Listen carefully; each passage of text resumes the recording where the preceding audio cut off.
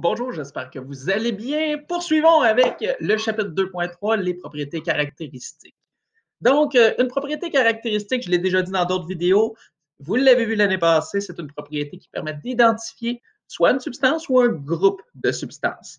Donc, dans les propriétés caractéristiques, on va retrouver par exemple le point de fusion, le point d'ébullition, on pourrait trouver également l'ADN, bref, n'importe quoi qui permet justement d'identifier la substance prescrite.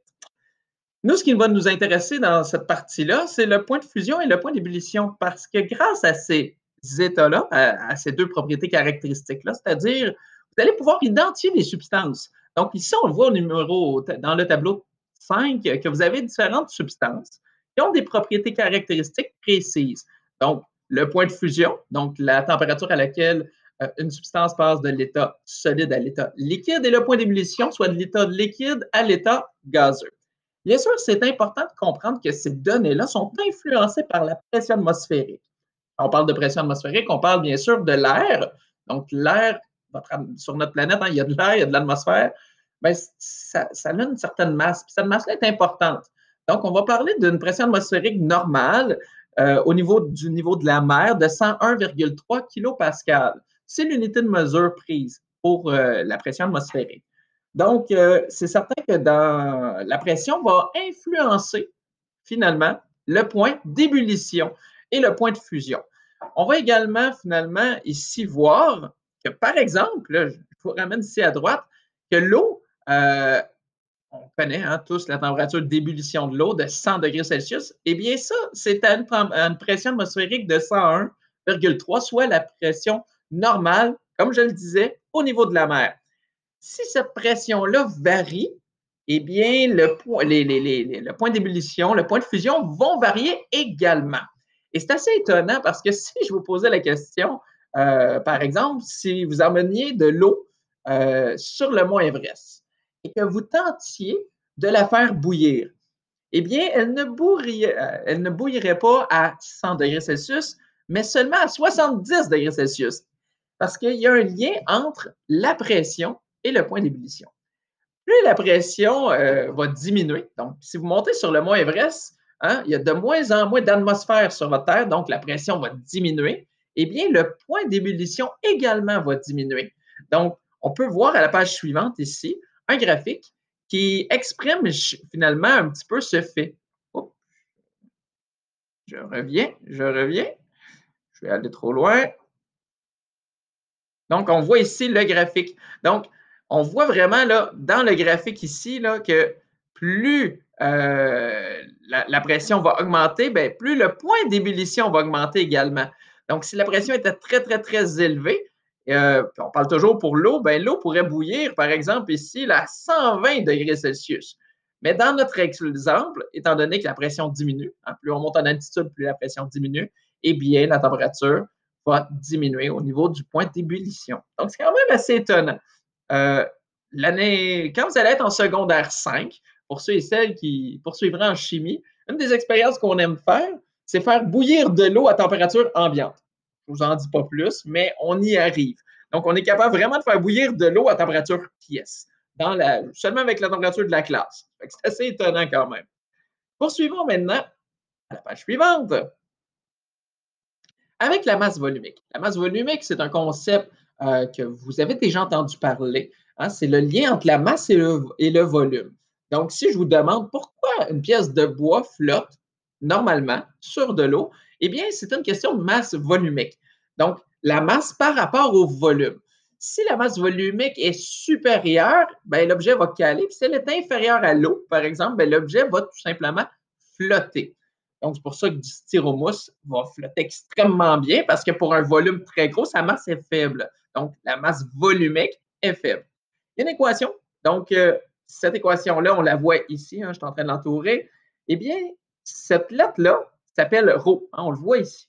Donc, ρ. C'est comme ça qu'on la prononce. C'est un P, mais il n'y a pas. C'est fait en un seul trait. Et ρ, donc la masse volumique, est égale à la masse divisée par le volume. La masse va toujours être en grammes, mais le volume, lui, c'est l'espace pris par un objet, eh bien, il peut être en centimètres cubes, il peut être en millilitres ou en litres. Donc, ça va dépendre des exemples. Dans chaque exemple, on s'adapte. tout simplement. Si on regarde ici comment mesurer la masse volumique d'un objet, c'est simple. Tout ce que vous avez à faire, c'est que je vous donne n'importe quel objet. Je pourrais vous donner ceci, cette souris-là, puis vous dire, trouvez-moi la masse volumique de cette souris-là. Bien, vous auriez à trouver la masse. Et pour trouver la masse, ça prend une balance. Donc, on utilise une balance. C'est pour ça que dans l'image ici, vous voyez une balance. Et donc, on sera en mesure de trouver la masse de ma souris. Et ensuite, pour trouver le volume, ben, on va utiliser différentes techniques. Une des techniques pourrait être tout simplement par déplacement d'eau. Donc, ce qu'on fait, c'est qu'on utilise, par exemple, un cylindre gradué. N'oubliez jamais hein, qu'un cylindre gradué, c'est fait pour mesurer un volume. Donc, on prendrait le cylindre gradué. Et là, je pourrais placer, par exemple, 10 ml d'eau. Bon, dans l'exemple ici, ils ont mis 4 ml d'eau. Et ensuite, là, vous comprendrez que dans le cas de ma souris, ça ne fonctionnerait pas. Mais si l'objet était plus petit, je le mettrais tout simplement dans mon cylindre gradué. L'eau se déplacerait hein, parce que la roche, si je prenais une petite roche, ben, prendrait un certain volume et l'eau ben, monterait tout simplement dans le cylindre gradué. Et je pourrais y aller par différence. Donc, si suite justement, comme dans l'exemple ici, suite au fait que j'ai mis cette roche-là dans le cylindre gradué, ben, le volume s'est déplacé jusqu'à 6,8, 7,8 même millilitres, je pourrais faire une soustraction. Donc, entre le volume final et le volume initial, ce qui me donnerait finalement 3,6 millilitres dans cet exemple-ci, qui correspondrait au volume du morceau d'or. Donc, de cette façon-là, je pourrais exactement trouver finalement le volume de quelque chose qui n'a pas une forme précise. Si c'est un cube, ben, vous avez vu en mathématiques qu'on peut utiliser des formules pour calculer le volume. Hein? On va y aller avec la longueur fois la largeur fois la hauteur et on sera en mesure de trouver le volume d'un cube. D'une sphère, on pourrait utiliser également une formule. Mais lorsqu'on arrive avec des objets moins avec des formes indéterminées, eh bien, on utilise tout simplement des déplacements d'eau. On peut également utiliser un vase trop plein. Donc, je n'ai pas d'image ici, mais un vase trop plein, tout simplement, c'est un contenant dans lequel il y a un petit tube. Vous avez peut-être déjà vu ça en secondaire 1. Et lorsque je mets carrément, je le remplis d'eau hein, à la limite, et lorsque je mets un objet, je pourrais mettre ma souris dedans, eh bien, l'eau supplémentaire de trop va couler, puis on va la laisser couler tout simplement dans un cylindre gradué, ce qui nous permettra de mesurer le volume de l'objet.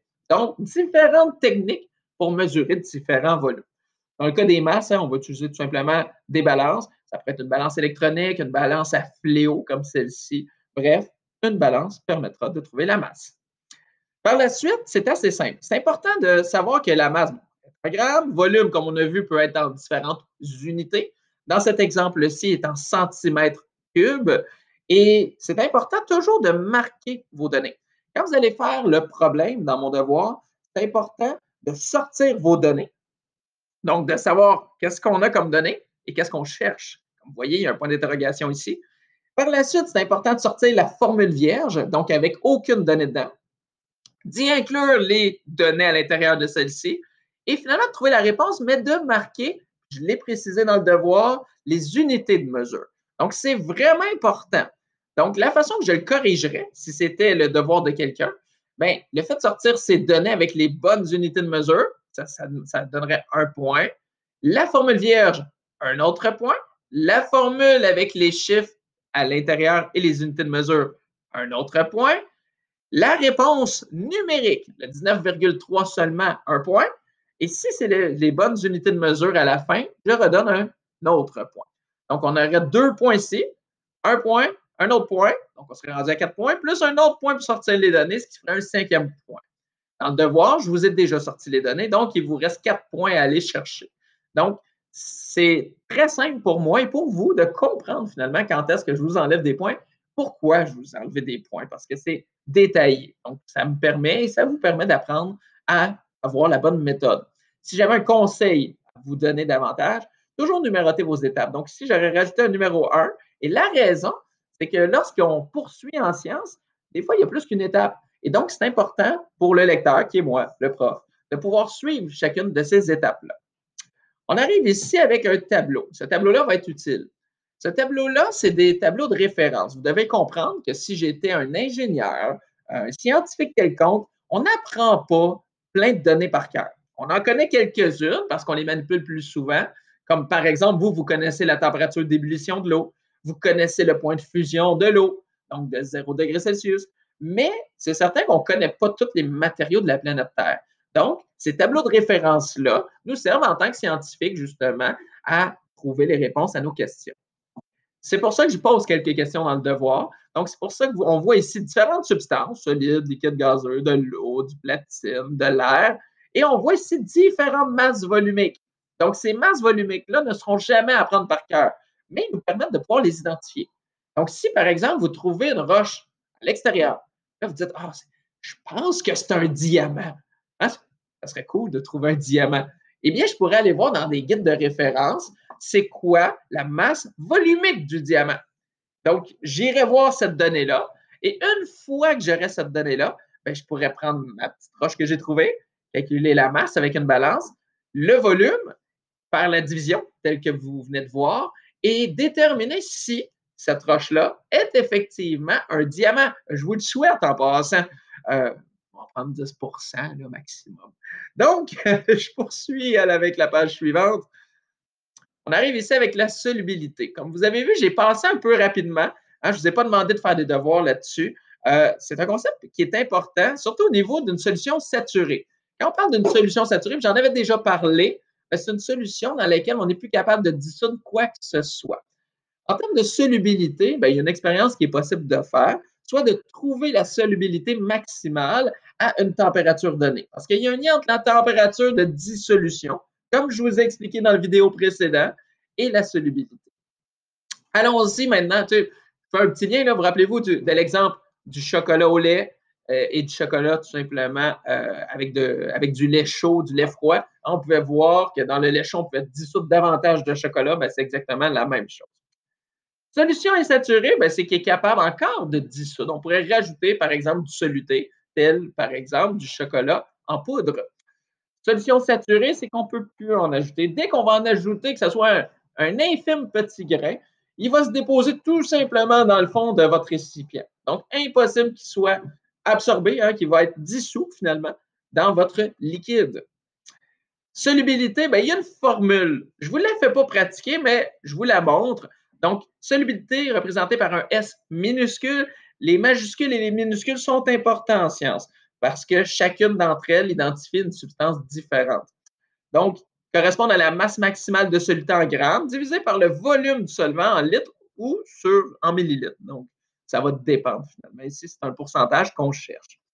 Et là, on voyait ici différentes formules. C'est assez simple, masse divisée par volume, en fin de compte, c'est une formule qui ressemble beaucoup à la masse volumique, comme vous le voyez. Je poursuis maintenant avec le dernier tableau. Donc, la solubilité, en fin de compte, comme je vous expliquais, pour les solides, donc ici, on a du sucre, plus on va augmenter la température, plus on va être capable d'en dissoudre. C'est le même exemple que le chocolat chaud et froid, identique. Mais il y a un petit détail important. Puis ça, c'est un détail important au niveau de l'environnement, vous allez le comprendre. La solubilité des gaz, comme le dioxyde de carbone, le CO2, plus que la température augmente, plus la solubilité va diminuer. Hein, on voit que c'est l'inverse de cette courbe-là. Donc, qu'est-ce que ça peut faire? C'est quoi l'impact environnemental dans tout ça? Vous le savez, hein, sur la planète présentement, il y a un réchauffement climatique. Je pense que je n'apprends rien à personne. La planète se réchauffe. Malheureusement, les océans, les lacs aussi se réchauffent. Eh bien, si on fait une analyse, qu'est-ce qu'il y a dans les lacs? Il y a des êtres vivants, poissons, crustacés, et ainsi de suite. Si je prends un petit lac dans lequel la température de l'eau commence à augmenter d'année après année, l'oxygène gazeux qui est dissous dans l'eau, hein, c'est ça que les poissons vont prendre. C'est de cette façon-là qu'ils respirent. Hein, ils vont filtrer l'eau, ils vont récupérer l'oxygène qui est dissous dans l'eau pour justement avoir cet apport-là en oxygène. Vous allez devoir comprendre que plus la température de l'eau va augmenter, moins on va pouvoir dissoudre, hein, c'est bien ça le concept, d'oxygène dans l'eau. Si on ne peut pas en dissoudre autant, ça veut dire quoi? Ça veut dire que le pourcentage d'oxygène dissous dans l'eau est de plus en plus faible année après année. Est-ce qu'on peut en comprendre? Que les poissons ont de moins en moins d'oxygène. Qu'est-ce que ça fait? Si tu as moins d'oxygène, tu as moins d'énergie. Hein, si par exemple, là, pour ceux et celles qui ont peut-être déjà fait un voyage en haute altitude, aller faire une grande randonnée, que ce soit en Calgary ou je ne sais pas où vous êtes allé dans le monde, ben, plus on monte en altitude, moins il y a d'oxygène, puis on s'en rend compte rapidement, nous autres, là, parce qu'on fait partie des mammifères, que plus on monte en altitude, moins c'est facile, moins c'est facile avancer, plus c'est difficile, plus c'est essoufflant. Bref, on a moins d'énergie parce que l'oxygène sert, comme on avait vu, à brûler les sucres. Donc, moins on a d'oxygène, plus c'est difficile de brûler les sucres. En plus, le système respiratoire doit compenser, donc on va se mettre à respirer plus vite pour le même effort. Donc, on va être plus essoufflé. Ben, il va se passer exactement la même chose avec les poissons. Donc, ils vont avoir moins d'énergie. Les autres ont besoin aussi de chasser, et ainsi de suite. Hein? Il n'y a pas d'IGA à poisson. Fait que c'est certain que là, vu qu'il y a moins d'oxygène, ils ont moins d'énergie. S'ils ont moins d'énergie, ben, c'est pas mal plus difficile de réussir à attraper leur proie. Et les petits, ben, ils ont plus de difficultés également à survivre. Et si on extrapole, que la température continue à augmenter, que la température de l'eau est de plus en plus haute, ben, à un moment donné, c'est carrément un manque d'oxygène qui se produit. Et donc, les poissons meurent.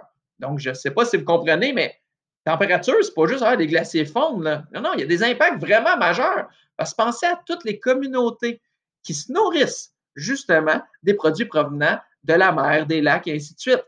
Donc, l'impact pourrait être titanesque, autant pour nous que pour toutes les autres espèces. Donc, on est tous interreliés. Fait que ici, là, ce concept-là, c'est le lien fort de le comprendre. Et c'est pour ça qu'on a un rôle à jouer important dans la diminution de nos gaz à effet de serre pour justement rabaisser la température de notre planète. Mais ça, la partie est loin d'être gagnée. Je poursuis ici avec un autre tableau. Donc, on voit les autres propriétés physiques caractéristiques. Donc, ça pourrait être la capacité thermique massique. Donc, quand on parle de ceci, c'est la capacité à absorber de la chaleur. Le lien qu'on pourrait faire, c'est par exemple un poêle en fonte. Hein? La fonte absorbe énormément de chaleur comparativement, par exemple, à un poêle en acier. Donc, c'est pour ça que si vous achetez un poêle pour chauffer votre maison de qualité, choisissez de la fonte. Vous allez obtenir un meilleur rendement. C'est capable d'absorber beaucoup plus de chaleur et donc de rester chaud plus longtemps une fois que la bûche est éteinte.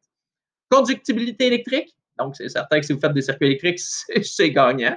Conductibilité thermique, donc la capacité à conduire la chaleur. Si vous faites par exemple une poêle, ben, tu veux que la chaleur se répartisse uniformément. Parce que si ça ne conduit pas la chaleur, ben, ça ne marchera pas. Bon, si je prends un exemple de quelque chose qui ne conduit pas la chaleur, eh bien, je pourrais prendre tout simplement le bois. Hein? Pensez à si vous faites des guimauves. Vous pouvez faire brûler le guimauve directement au-dessus de la flamme, puis le bout de votre branche reste froid. Si c'était une barre d'acier, là, il faudrait se méfier parce que l'acier conduit la chaleur. Donc, si vous étiez longtemps au-dessus de la flamme, ça ne serait pas long que vous brûleriez la main. Ductilité. Donc, ça, c'est la capacité de pouvoir prendre un métal et de l'étirer en fil. Donc, c'est une autre caractéristique, sans qu'il se brise. La dureté, donc, une propriété mécanique intéressante. Donc, c'est la difficulté à pénétrer un objet à l'intérieur. Ensuite, on aurait la malléabilité, donc la capacité de se déformer sans se briser ou de s'aplatir sans se briser. Bref, des propriétés caractéristiques, il y en a plein. Dans l'univers technologique, c'est là qu'on en voit beaucoup. Donc, on va en voir, ça ne sera pas bien long. Réchauffement climatique et solubilité, c'est exactement ce à quoi je parlais. Et si je me souviens bien, vous êtes déjà rendu à votre devoir. Donc, je vous souhaite bonne chance pour ce devoir-là. C'est un petit devoir, c'est pas trop complexe. Sur ce, j'ai hâte de vous revoir. J'espère que vous allez bien. Puis, sur ce, ben, passez une belle journée. Au revoir!